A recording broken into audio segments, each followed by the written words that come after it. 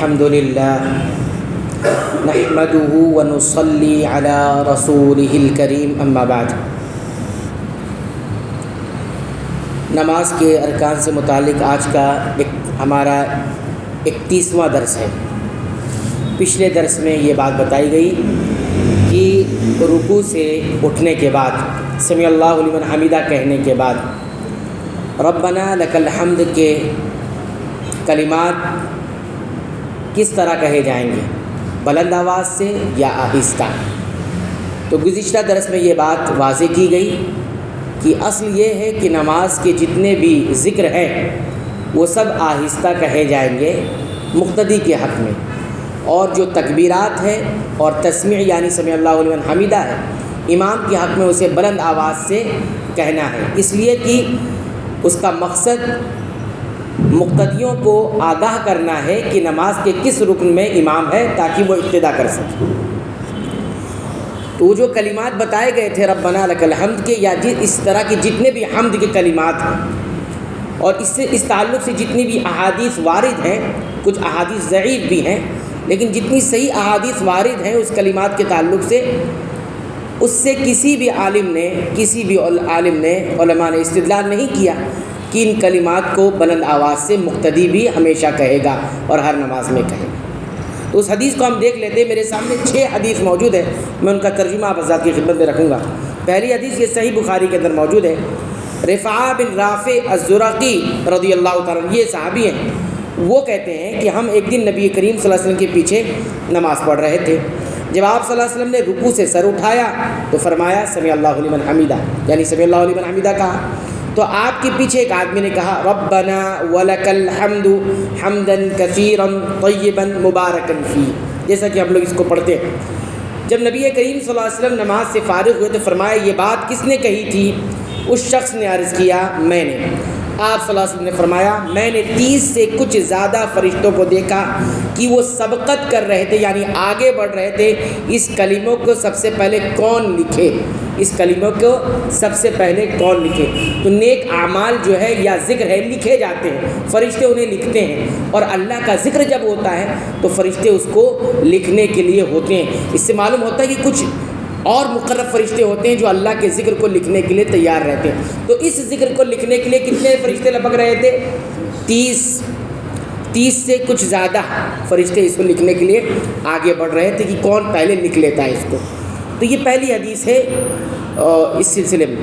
دوسری حدیث دیکھیے جس میں یہ کلمات آئے ہیں، یہ بھی صحیح بخاری کے اندر موجود ہے، یہ لیکن نبی کریم صلی اللہ علیہ وسلم کھانے کے بعد پڑھا کرتے تھے۔ ابو امامہ رضی اللہ تعالیٰ عنہ صحابی ہے، وہ کہتے ہیں کہ نبی کریم صلی اللہ علیہ وسلم جب کھانا اٹھاتے، یعنی یا دسترخوان ہے اس سے اٹھتے یا فارغ ہوتے کھانے سے، تو یہ دعا پڑھتے تھے۔ کون سی دعا؟ الحمدللہ کثیرا طیبا مبارکا فی، یہی کلمات تقریباً نماز والے بھی ہیں۔ پھر کہتے ہیں غیر مکفی ولا مودع ولا مستغنا عنہ ربنا، یہ کلمات آپ صلی اللہ علیہ وسلم کب پڑھتے تھے؟ جب کھانے سے فارغ ہو جاتے، دسترخوان اٹھا لیا جاتا، جب آپ پڑھتے تھے۔ اس کا مطلب یہ ہے کہ تمام تعریفیں اللہ کے لیے ہیں، بہت زیادہ پاکیزہ اور برکت والی، وہ ایسی نعمت ہے جس کا کوئی بدل نہیں، نہ جسے چھوڑا جا سکتا ہے اور نہ ہی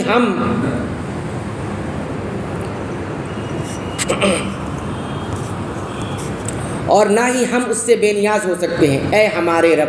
تو یہ کلمات بھی یہاں پر وارد ہوئے لیکن اس میں ایسی کوئی بات موجود نہیں ہے۔ ایک تیسری حدیث ہے، اس میں دیکھیے یہ صحیح مسلم کی حدیث ہے، انس بن مالک اس حدیث کے راوی ہیں، وہ فرماتے ہیں کہ ایک شخص آیا اور صف میں شامل ہو گیا۔ اب یہ نماز کی بات آ رہی ہے، ایک آدمی آیا اور صف میں شامل ہو گیا، اسے سانس چڑھا ہوا تھا، یعنی وہ شاید تھکن کی وجہ سے یا ہانپنے کی وجہ سے یا تھکن کی وجہ سے سانس چڑھ جاتی، اس طرح سے ہوا تھا، اور اس نے آتے ہی کیا کہا؟ الحمدللہ حمدا کثیرا طیبا مبارکا فی، وہی کلمات یہاں پر بھی ہیں۔ تو جب رسول اللہ صلی اللہ علیہ وسلم نماز سے فارغ ہوئے تو فرمایا تم میں سے وہ کون تھا جس نے یہ کلمات پڑھائے؟ وہ آپ کے کانوں میں آواز گئی ہے اس ذکر کی، سب خاموش ہو گئے۔ آپ صلی اللہ علیہ وسلم نے پھر فرمایا وہ کون تھا جس نے یہ کلمات کہے ہیں؟ اس نے کوئی غلط بات نہیں کہی ہے۔ اس پر ایک شخص نے عرض کیا اے اللہ کے رسول صلی اللہ علیہ وسلم، میں آیا تھا اور سانس چڑھا ہوا تھا میرا، تو میں نے یہ کلمات کہہ دیا، سانس چڑھا ہوا تھا، میں نے یہ کلمات پڑھ دیا۔ آپ صلی اللہ علیہ وسلم نے فرمایا میں نے 12 فرشتوں کو دیکھا کہ وہ اس کلمے کو اوپر لے جانے کے لیے ایک دوسرے سے سبقت کر رہے تھے۔ تو یہاں بھی مطلق کب کہا گیا یہ نہیں بتایا گیا ہے، اور کل بھی حدیث میں ذکر کیا گیا تھا کہ بعض روایتوں سے اشارہ ملتا ہے کہ یہ تکبیر تحریمہ کے بعد ہی انہوں نے کہہ دیا تھا۔ تو وہاں بھی یہ کلمات اگر وہاں پر ہے تو وہاں بھی بلند آواز سے پڑھنا چاہیے، تو اس سے بھی کسی نے استدلال نہیں کیا کہ بلند آواز سے مقتدی کہے گا۔ یہ تیسری حدیث ہمارے سامنے تھی۔ چوتھی حدیث یہ ترمذی کی ہے، علامہ البانی رحمۃ اللہ نے صحیح قرار دیا اس حدیث کو بھی۔ اس حدیث کے راوی معاذ بن رفاعہ ہے، وہ کہتے ہیں کہ میں نے رسول اللہ صلی اللہ علیہ وسلم کے پیچھے نماز پڑھی۔ اپنے والد سے روایت کرتے ہیں کہ ان کے والد یہ کہتے ہیں کہ میں نے رسول اللہ صلی اللہ علیہ وسلم کے پیچھے نماز پڑھی، نماز کے دوران مجھے چھینک آئی تو میں نے کہا الحمدللہ حمدا کثیرا طیبا مبارکا فیہ مبارکا علیہ کما یحب ربنا ویرضا، یعنی اتنے سارے کلمات میں چھینک کے جواب میں کہہ دیا۔ تو کہتے ہیں جب رسول اللہ صلی اللہ علیہ وسلم نماز سے فارغ ہوئے تو فرمایا نماز میں بولنے والا کون تھا؟ اب یہاں پر دیکھیے جب انہوں نے اتنی ساری کلمات بڑھا دیے تو آپ نے کیا کہا کون کہہ رہا ہے یہ کلمات، یعنی گویا بات چیت ہو رہی ہے اس طرح سے۔ تو کسی نے جواب نہیں دیا۔ آپ صلی اللہ علیہ وسلم نے دوسری بار پوچھا، پھر تیسری بار، تب رفاعہ بن رافع نے عرض کیا میں نے کہا تھا اللہ کے رسول صلی اللہ علیہ وسلم۔ تو آپ صلی اللہ علیہ وسلم فرمایا اس ذات کی قسم جس کے ہاتھ میں میری جان ہے، 30 سے کچھ زیادہ فرشتے اس بات میں سبقت لے جا رہے تھے اس کلمے کو کون اوپر لے جائے گا۔ تو اس کلمے کی اصل میں یہ فضیلت ہے اور اس کا اجر بتایا گیا، اس کی اہمیت بتائی گئی ہے، ورنہ نماز میں چھینک کا جواب نہیں دیا جائے گا۔ چھینک آئے گی تو چھینک کے جواب میں الحمدللہ انسان پڑھ سکتا ہے، نماز میں بھی کہہ سکتا ہے، آہستہ کہے گا ٹھیک ہے، لیکن جواب نہیں دیا جا سکتا، جواب نہیں دیا جا سکتا۔ پانچویں حدیث سلسلے میں یہ ترمذی کی حدیث ہے، حضرت جابر بن عبداللہ کی حدیث ہے۔ وہ فرماتے ہیں کہ میں نے رسول اللہ صلی اللہ علیہ وسلم کو فرماتے ہوئے سنا ہے سب سے افضل ذکر لا الہ الا اللہ ہے اور سب سے افضل دعا الحمدللہ ہے۔ وہی کلمات جو ہر ذکر میں آ رہے ہیں، ربنا لک الحمد، الحمدللہ اس کا مطلب وہی ہوتا ہے۔ تو یہ حدیث بھی سامنے موجود ہے، اس کو سب سے افضل دعا قرار دیا گیا ہے۔ اور ایک چھٹی حدیث ہے جو پہلے بھی آ چکی ہے، وہ یہی ہے کہ انس بن مالک رضی اللہ تعالیٰ فرماتی ہے، صحیح مسلم کی دوسری جگہ پر موجود ہے اس لیے میں نے اس کو الگ سے ذکر کیا۔ تو وہی کہتے ہیں کہ ایک آدمی نماز میں آیا، اس کا سانس چڑھا ہوا تھا، اس نے کہا الحمدللہ حمدا کثیرا طیبا مبارکا فیہ۔ تو آپ صلی اللہ علیہ وسلم نے پوچھا کون ہے؟ تو فرمایا گیا کہ میں ہوں۔ تو آپ صلی اللہ علیہ وسلم فرمایا اس میں کوئی حرج نہیں، میں نے 12 فرشتوں کو دیکھا کہ وہ اس کو اوپر لے جانے کے لیے ایک دوسرے سے سبقت کر رہے ہیں۔ ایک روایت میں کیا ہے لکھنے کے لیے سبقت کر رہے ہیں کہ کون پہلے لکھے، اس روایت میں کیا ہے اس کو لے جانے کے لیے، ظاہر سی بات ہے جو لکھے گا وہ لے کر بھی جائے گا، اس کو لے جانے کے لیے آگے بڑھ رہے تھے۔ تو بہرحال یہ کچھ احادیث تھی جس میں ان کلمات خاص طور پر ہم دیکھتے ہیں اس میں حمد ہے، اصل میں اللہ کی ہر ذکر میں الحمد کا یا لک الحمد کا لفظ آ رہا ہے۔ تو یہ ساری احادیث کو ذکر کرنے کے بعد علماء کہتے ہیں کہ کہیں بھی صراحت یہ نہیں ملتی ہے کہ یہ ذکر کب ہے۔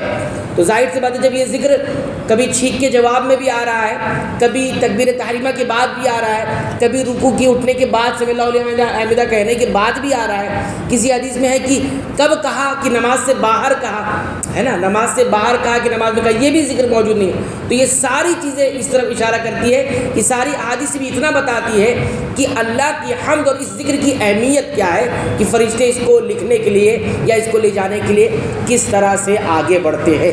یہ اصل اس کا مقصود ہے، اس کا اصل مقصود اس کا حکم جاری کرنا نہیں ہے کہ اس کو نماز میں بلند آواز سے پڑھا جائے گا، البتہ مقتدی کو اسے پڑھنا ہے اور اسی طرح امام کو بھی اسے آہستہ آواز میں اپنی جگہ اس کو پڑھنا ہے، لیکن یہ بلند آواز سے پڑھیں ایسا کہیں بھی ثابت نہیں ہوتا۔ لہذا یہ کل کے درس کی وضاحت تھی کہ اس ذکر کو ہم آہستہ کریں گے۔ اللہ تعالیٰ سے دعا ہے رب العالمین تو ہمیں سنت کے مطابق عبادتوں کو انجام دینے کی توفیق عطا فرما۔ اے اللہ ہماری عبادتوں کو قبول فرما لے، اس میں ہونے والی لغزشوں کو معاف فرما دے۔ اے اللہ تو ہماری مغفرت فرما، ہمارے والدین کی مغفرت فرما، تمام مسلمانوں مومنوں اہل توحید کی مغفرت فرما، آمین۔